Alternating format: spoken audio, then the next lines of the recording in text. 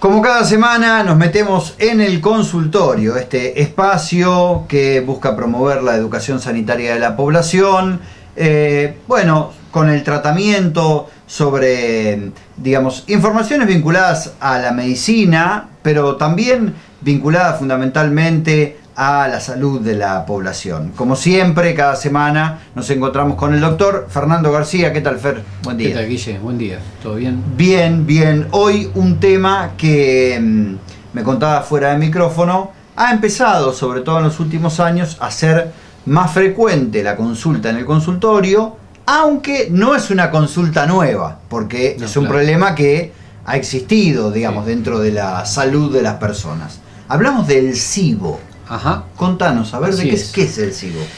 Bueno, es lo que se llama el síndrome de sobrecrecimiento bacteriano intestinal. Ajá. Y como bien dijiste, eso, si bien ahora tiene este nombre y apellido, trastornos gastrointestinales respecto de excesos en la población bacteriana hay desde bastante tiempo atrás.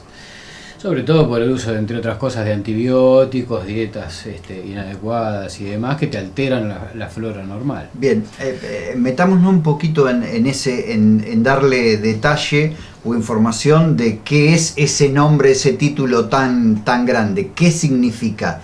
¿Qué nos está pasando en el cuerpo?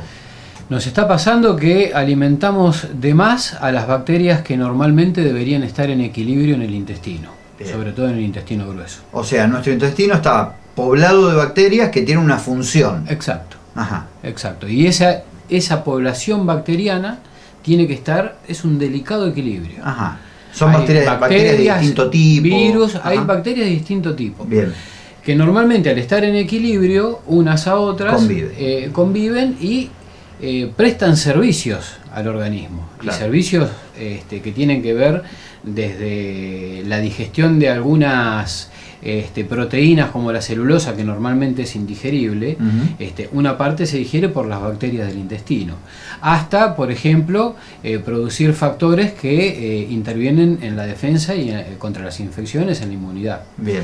Entonces, todo ese tipo de cosas, cuando se alteran, se afectan invariablemente todo el resto de las funciones que vienen con las bacterias. Bien. ¿Y por qué se da esto? Te mencioné el tema de la dieta. Las dietas inadecuadas, lo hemos hablado hasta el cansancio con esto. Y lo que pasa con las dietas inadecuadas, y ya sabemos de dónde vienen, harinas, azúcares, grasas en exceso, cuando pasan mal digeridas, pues se absorben mal desde el estómago, mejor dicho, empecemos bien, empieza la digestión en la boca, con la saliva. Claro. Si vos empezás a tener problemas desde la saliva para empezar a digerir los hidratos de carbono, va a pasar por el estómago, va a llegar al intestino, van a estar mal digeridos, con un intestino inflamado, y eso pasa al intestino grueso, que es donde están estas bacterias que normalmente son beneficiosas y tienen comida de sobra, porque viene mal digerida desde antes. Entonces, eso hace que el sobrecrecimiento bacteriano del intestino grueso genere un montón de incomodidades, porque le estás dando más comida, gases, distensión, dolores. Hablemos un poquito de eso. ¿Cuáles son esos síntomas claves que permiten identificar al médico que se trata de un SIBO? Y bueno, esto que te mencionaba recién, la distensión abdominal es un signo característico. Bien. Los dolores por la distensión intestinal. Claro. La alteración, porque muchas veces se habla de que está asociada a la constipación. Sí, está asociada a la constipación, pero también hay alternancia entre constipación y diarrea. Bien. Lo que incluso puede ser... no solo puede ser constipación. No solo puede ser constipación. Claro. Como siempre, cada paciente es diferente y lo manifiestan de diferentes maneras.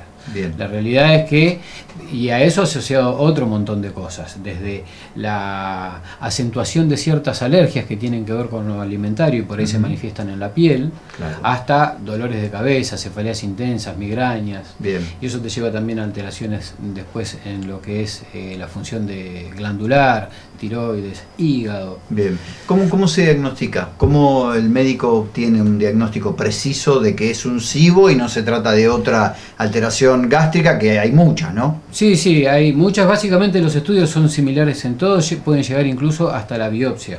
Y además el análisis incluso de la materia fecal.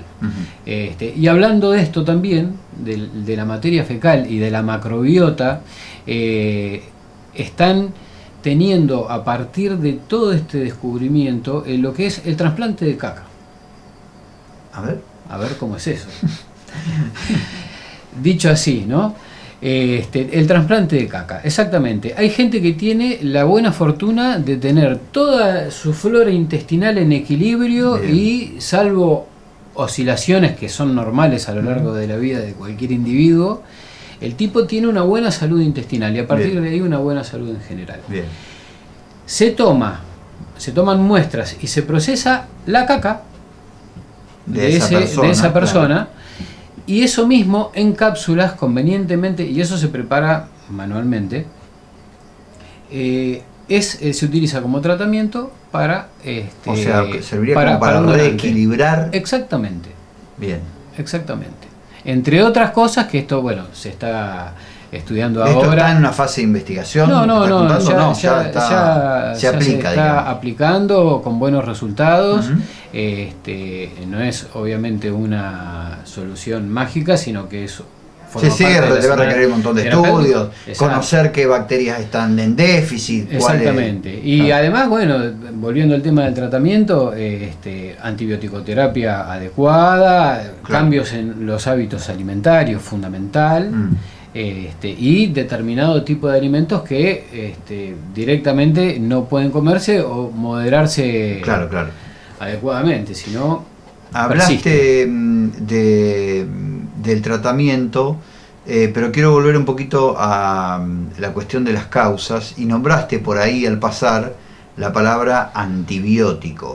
Y hay desde un tiempo a esta parte ha habido en la población como sobre todo a partir de la automedicación, un exceso de consumo de antibióticos. ¿Puede estar vinculado eso con la aparición de este síndrome cada vez tal vez con mayor asiduidad en el consultorio? Es buena la apreciación, porque la realidad es que sí. ¿Y por qué un antibiótico altera en todo caso? Claro, porque los antibióticos son antibacterianos justamente. Bien. ¿No? Y las bacterias, los virus que están en equilibrio en el intestino, cuando vos por un... dolor de cabeza, o decir, un estado medio gripal. Sí, por un estado gripal muchas veces se toman antibióticos en forma indiscriminada, y la realidad es que no tiene que estar necesariamente... no, empecé a tomar antibióticos y a las 48 horas estaba bien. No es así. Ningún antibiótico llega al periodo de meseta en 36 horas, al periodo de acción antibiótica. Entonces, ese sobreuso de los antibióticos, de una antibioticoterapia inadecuada y muchas veces innecesaria, hace que se te altere la flora intestinal. Claro, porque estás matando parte de esa flora. Estás matando parte de esa flora. Bien. Y entonces ahí cualquiera que, aunque recetados los antibióticos, tenga que tomarlos, ha seguramente tenido estos síntomas en algún momento de cambios en los hábitos evacuatorios y todo por el mismo tratamiento. Así que eso asociado al sobreuso, y bueno, sí, es una de las causas que te lleva a esto. Bien, hablaste de ese tratamiento particular con cápsulas para tratar de reequilibrar esa flora. ¿Y qué otra, digamos, en los tratamientos habitualmente me imagino hay cuestiones vinculadas con la nutrición? Sí, claro. ¿Por dónde es que pasan? Imagino los hábitos, que también siempre hablamos, ¿no?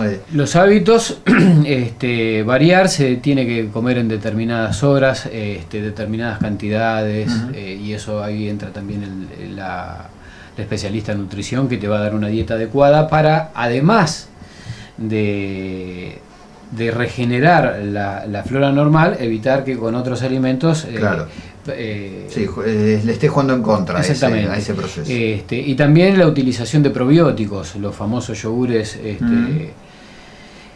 que tienen como cargas bacterianas. Sí, son factores probióticos justamente que favorecen la proliferación de determinadas bacterias y no de otras. El bifidobacterio, todos esos de las publicidades, bueno, son ese tipo de bacterias las que se promueve la persistencia y que puedan estar en equilibrio. Bien. Bueno, me imagino que esto es fácilmente visible en un diagnóstico de imagen, digo, un tracto intestinal tal vez más inflamado. ¿Cómo se observa eso en el diagnóstico por imagen? Mira, en el diagnóstico por imágenes, en realidad, como vienen con muchos síntomas intestinales y generalmente las cosas asociadas son los gases, en realidad para la imagen es enemigo, en la ecografía. Claro. Después, en otros estudios específicos, como pueden ser desde tránsitos de intestino delgado a colonoscopías virtuales, ahí podés llegar a tener un poco de mayor información, no en la ecografía. En la ecografía el gas es enemigo. Bien. Y después, bueno, otros estudios que son por imágenes, pero ya más dentro de la especialidad, la gastroenterología, que son las cápsulas que te van relevando por dentro todo lo que es el intestino, el delgado, ¿sí? Y hace un mapeo de todo lo que es la mucosa intestinal. Mira. Porque obviamente se producen lesiones en la mucosa que sobrevienen por esto también, en la mucosa intestino delgado y en el grueso también.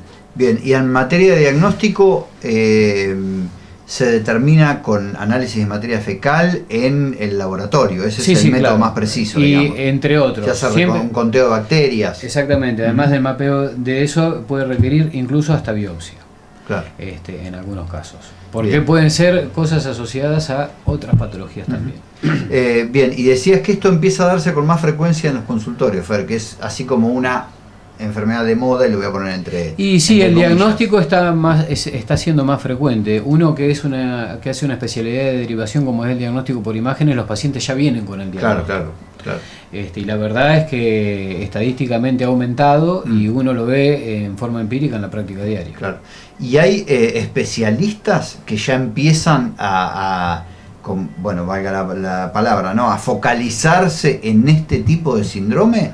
Mirá, en lo que es el ámbito nuestro, y tenemos buenos gastroenterólogos en Bragado y la zona, lo tratan adecuadamente. Creo que se van especializando cada vez porque va aumentando el número. Claro, la demanda misma los va seguramente... Y la verdad es que sí, permanentemente, ellos están en actualizaciones permanentes y todo.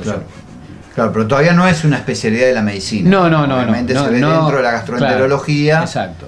Tiene que ver con los síndromes de malabsorción también, todo esto son cosas que se van asociando, ¿viste? Bien. La celiaquía, hay muchas intolerancias a ciertos alimentos y van provocando todos estos síndromes. Bien. Bueno, a tenerlo muy en cuenta entonces, no a creer ahora que cualquier cuestión gastrointestinal va a ser un SIBO. No. Es una tendencia también de los pacientes a la automedicación y al autodiagnóstico. Claro, sí, tal cual.